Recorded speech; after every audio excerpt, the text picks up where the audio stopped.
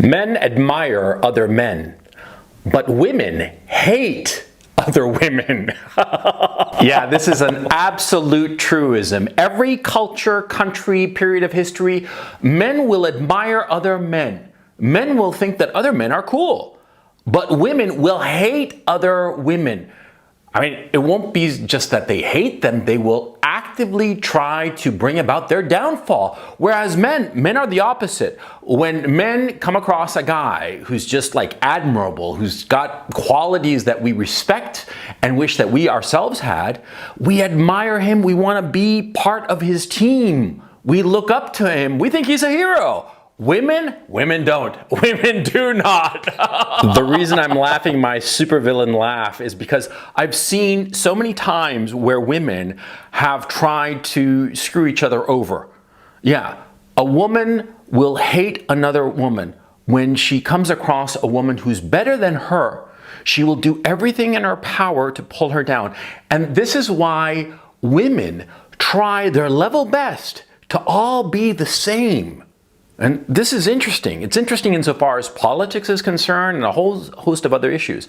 See, women do not want there to be an imbalance among women. They want all the women to be more or less the same, to handicap all the women so that they're all more or less the same. I mean, as if they're playing golf or something like that, yeah? Women want that, and they enforce it. They enforce it by way of gossip. They enforce it by way of subtly putting other women down. And it's really interesting. See, when one woman sort of like stands out, it's not just that one other woman will like, shoot daggers at her. No. It's all the women in the social group. They will all try to pull her down.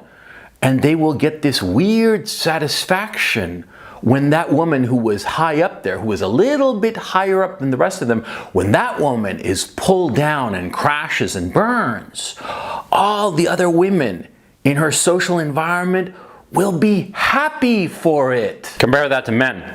Men get no satisfaction when somebody that they admire, somebody that they respect, somebody that they look up to, when that guy crashes and burns, we perceive it as a tragedy.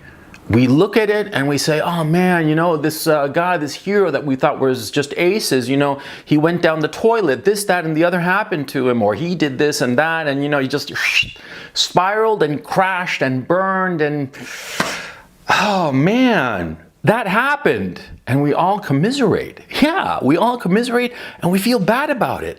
We feel bad to the degree that we admired and respected another man who was higher up than us on the totem pole.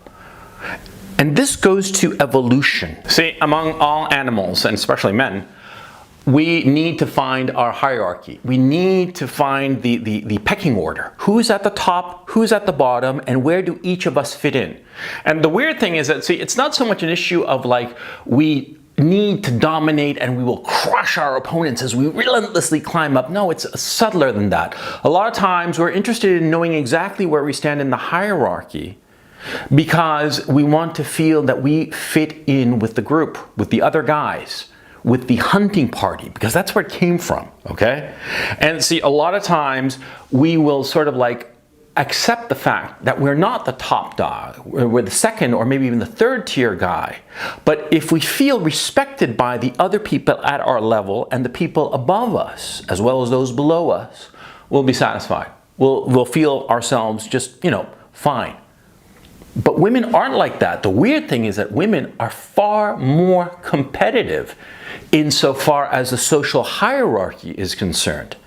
And therefore, they've come to this weird, mutually assured destruction kind of situation. Well, let me explain. See, a woman's weapon is gossip. A woman's weapon is talking to other people behind the object's back, whosoever that object may be, that object of criticism, that object of trying to pull that person down, be it male or female, by the way. Gossip is a woman's weapon and trying to elicit resentment from the other women in the social group. That's why women gossip. And they have done this since time immemorial because it's built in, hardwired. You see? Because women are just as competitive as men, but different. Because you see, men from an evolutionary perspective realize that if they relentlessly fought one another, they'd wind up killing each other off. And everybody would be dead because of men's greater strength and propensity to physical violence. And so in our evolution, it's built into our DNA that once we realize who is at what position in the pecking order, we accept it. You look at dogs, the exact same thing happens with dogs. I'm comparing men to dogs, by the way. So don't give me, YouTube, if you're watching this, don't give me any garbage that I'm being misogynistic. I'm being, if anything, misandrist. When I say that we men are like dogs, we need a social hierarchy. And once we figure out where we fit into the social hierarchy, we accept it because we want that acceptance. We want to feel that we belong and fit in. But women have an actually stronger drive to compete, and since they don't have the recourse of physical violence, and so there's no real possibility of outright killing one another, their competition is paradoxically more relentless. They won't stop until they have pulled that top dog, that woman who's at the top of the hierarchy, until they have pulled her down. And precisely because we accept our position in the hierarchy among men, we men will look up to men who are higher up and want to emulate them. And we won't be resentful of them. Not at all. We will accept the fact that that guy, he's just better. He's a better athlete. He runs faster. He's a more charismatic personality. He's smarter than us. Whatever the quality is that makes him above us, we will accept it. We will admire it. We will want to be like him. Like, the stupid, be like Mike. Remember that song, right? About being like Michael Jordan, the greatest basketball player ever. Were men resentful of him? No! On the contrary, every little kid wanted to be like Mike, and every grown man admired and respected him, and there was no issue of resentment. But women are not like this at all. A woman hides evil when she smiles. Well, that's a truism. Absolutely. See, women, when they come across another woman who's superior to them, or worse yet, has latched on to a guy who's superior to their own, the resentment, the hatred, wanting to pull her down. If a woman in her social milieu marries a higher status guy, all the other women want to pull her down. And they will hate the guy, not because of the guy, but because he's higher status than their own men. And if the guy is married or going steady or whatever in a relationship with some woman of the social group, those women will try to seduce that guy. They will try to steal that guy from that woman, from that higher status woman. It's a truism. It has happened always. Women will do whatever it takes to best another woman, one of their peers, who has risen above. They can't help themselves. And it can cause a lot of damage. You're a quality guy. You got stuff going for you in your business, your career, whatnot. And you're dating some girl. And her friends, you'll find that her friends will start hitting on you. And you'll say to yourself, no, they're not hitting on me. That's not possible. I'm just like some pervert. They couldn't possibly be hitting on me. They are definitely hitting on you. Because see, us guys, if we see our buddy, John, dating some supermodel, we're happy for him. It's the rare guy who's the douchebag who will try to, steal John's girlfriend. The rare douchebag, and we all despise that douchebag. But among women, all of a girl's girlfriends will try to steal her man if that man is clearly superior to their own. All of them, no exception. You're a quality guy, and you think to yourself, I can't believe it, but I think that, my girlfriend's friends tried hitting on me. They did, and they will be happy to sleep with you if they can. And yeah, you think that they're just fooling around, that it's just playful flirting, that it's just nothing. No, it's deadly serious. They want to take you off the hands of your girlfriend. That's what they want to do. Because women are competitive. They're just more subtle about it. They're just more quiet about it.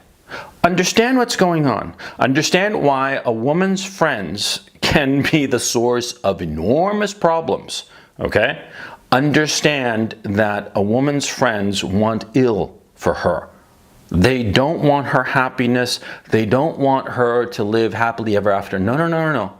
And if that means taking you off your girlfriend's hands, they'll do it. If that means talking trash about your girlfriend, if that means making up lies and feeding them to you so that you feel that your girlfriend is not who you thought she was or whatnot, it's going to happen. Because that's how women are. Understand it. We have a weird situation that's going on right now in the culture. It's basically a neo-Victorianism. Because see, back in the Victorian era, the Victorians looked at women like these little angels. Like they were like these perfect little angels who had come down to earth from heaven and were here gracing us all with their presence. Now, we of course, during modernism, the 20th century and whatnot, that's sort of like faded out. But now with feminism, it's faded back in. And feminism acts as if women are like these perfect little creatures who would never wish harm on anybody. These perfect little creatures that are, they came down from heaven to earth. Yeah, and they walk among us. These angels called women. Oh yeah, that's what feminism tells people. It's not true. Women are human beings. Women have drives and ambitions. They have agency. And a lot of times that agency drives them to do things that are really despicable, but it happens. It happens all the time. It happens so often that it's a commonplace. Recognize what's going on. Understand women. Understand women and what drives them. Ultimately, women, like men, like all human beings, we are animals. We are animals. We are primates. The chimp at the zoo, the gorilla in the jungle, those are our cousins. And we act the same way. We dress it up with language and culture and science and technology and all the rest of it, but it's the same principle. It's survival of the fittest, the relentless drive for reproduction. That's what's going on. Never forget it.